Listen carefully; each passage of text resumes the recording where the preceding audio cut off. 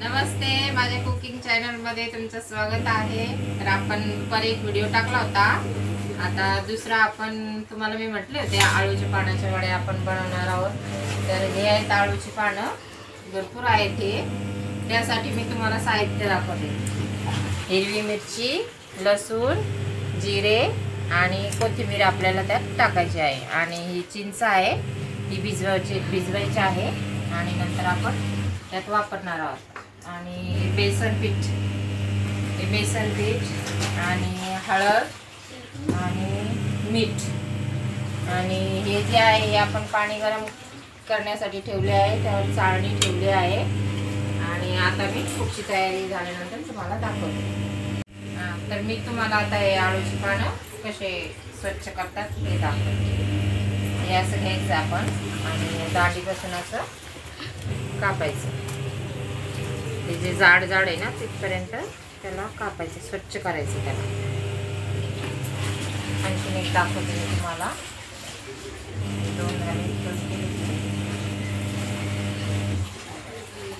हे असं करायचं आणि या प्रकारे आपण त्याला स्वच्छ करायचं। अशा प्रकारे आपण सगळे आळूची पानं स्वच्छ करणार आहोत। आता मी सगळं जर बनवत दाखवत बसले तर व्हिडिओ खूप मोठा होतो, मग त्याबद्दल थोडं चला। तर आपण आता हे आळूचे पानं मी धुवून आणि तसे चिरून घेतलेले आहे। 2-3 पाण्याने धुवायचे त्याला स्वच्छ, म्हणजे एकदम स्वच्छ करायचे, पुसून घ्यायचे। आणि त्यानंतर आता आपण हे बेसनाचं गोळ तयार करूया। त्याकरता हे बेसन पीठ आहे, या चमच्याच्या मापाने आपले जेवढे हे पानं असतात त्या मापाने घ्यायचं। तर मी 5 मोठे चमचे, भाजीचे चमचे आहे, 5 चमचे घेतलेला आहे। आणि त्यामध्ये आपण ते वाटण दाखवलं होतं तुम्हाला मी, मिरची, ते यामध्ये जिरे आणि हिरवी मिरची, लसूण, कोथिंबीर सुद्धा टाकलेली आहे। आणि हे चिंच आणि थोडा गूळ पण टाकलेला आहे, बारीक चिरून टाकायचा।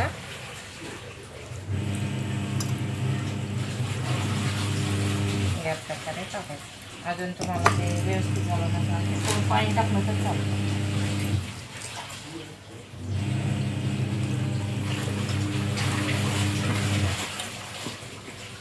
मी दाखवते त्याप्रमाणे पीठ तुम्ही भिजवा।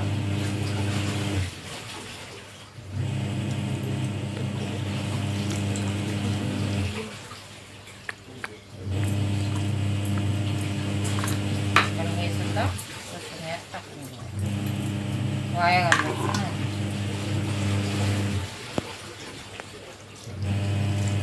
आता हे आपण अंदाजाने टाकू।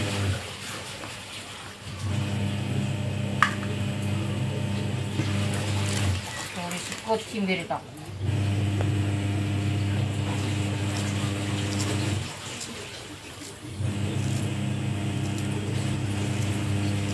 बारीक चिरून अशी टाकायची।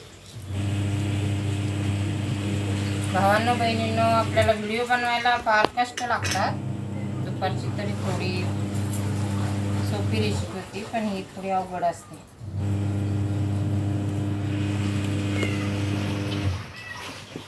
त्याकरता तुम्ही माझ्या व्हिडिओला लाईक करा, शेअर करा, कमेंट करा। तुम्हाला आवडेल, तुम्हाला काय सांगायचं असेल मला ते सांगू शकता।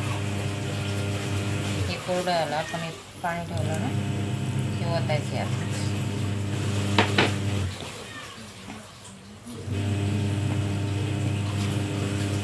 या प्रकारे असं बनवायचं। आणि हे बनवून झाल्यानंतर जरा थोडंसं चाटून बघायचं कसं झालं कसं नाही, त्यात काय कमी आहे। म्हणजे लावल्यानंतर आपल्याला काही करता येत नाही, त्याकरता अगोदरच आपण ते टेस्ट करायचं, चाटून बघायचं।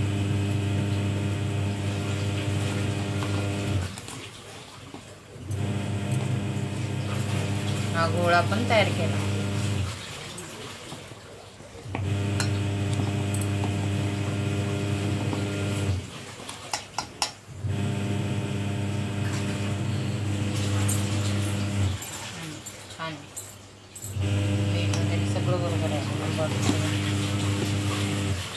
आता हे झाल्यानंतर आपल्याला आता हे पानांना हे लावायचे. तर एक स्वच्छ ताट घ्यायचं, बोटावर ताटात कसं पण केलं तर चालतं. आणि आपण मोठं पान, पहिलं मोठं पान घेऊया आपण. असं छान करून घ्यायचं आणि त्यावर हे लावायचं. उलटी बाजू आहे ना ती घ्यायची आणि या प्रकारे लावायचं.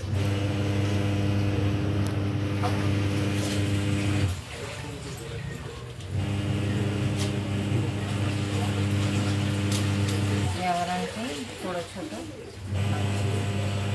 हे असं टाकायचं, त्यावर पण हवं लावायचं. असे तुम्ही 5-6 पानं घ्या आणि त्याला असं लावून द्या. परत एक इथे आणखीन 2-3 लावायचे. जेवढे पानं लावतो ना तुम्ही, आणि हे जे आपण बेसनाचं गोळा आहे ना हा कमी लावायचं, जरा जास्त नाही लावायचं. म्हणजे ते पाण्याचे म्हणजे पानं आहेत ना त्याची चव आपल्याला लागते. जास्त बेसन लावाल तर मग तुम्हाला सगळं बेसनच वाटेल.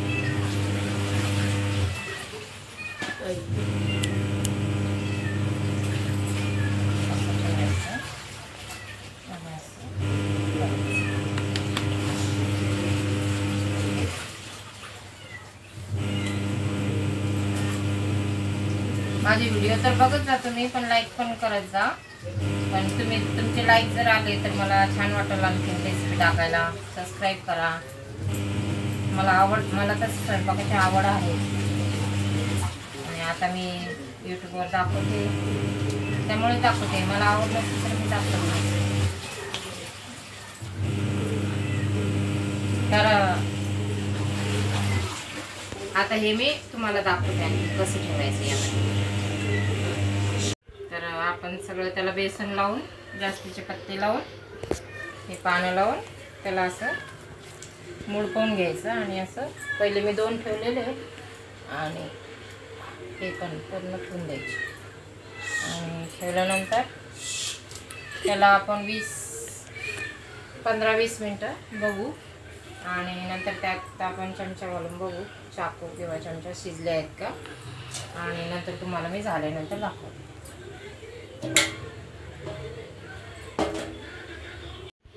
चला, तर हे वड्या आपण तयार केल्या, उकडून घेतल्या आणि त्याचे थोडं थंड होऊ द्यायचं आणि त्याचे तुकडे केलेले आहेत. आणि कढई ठेवून आपण त्यात आता तेल टाकत आहोत. आता ही छोटी कढई असल्यामुळे मला 2 बॅच करावं लागतील, तर मी त्यात कमी तेल टाकते.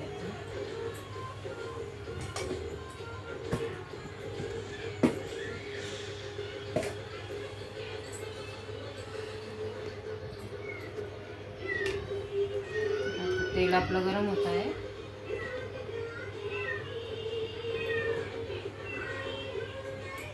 गरम झालं की अशा प्रकारे सोडा त्याला आणि छान लाल होईपर्यंत तळा. तर आता याला वेळ लागेल, तर मी आता इथेच व्हिडिओ संपवते. ते थोडं तळून झालं की यावर थोडंसं तीळ टाकायचं. मी पूर्ण दाखवणार होते पण लाईट गेल्यामुळे अंधार झालेला आहे, तर मलाच नाही दिसू लागलं इथं. तर तुम्ही असं तळून झाल्यानंतर यात तीळ टाका आणि असे सगळे तळून घ्या आणि मस्त खा, मस्त राहा. बाय.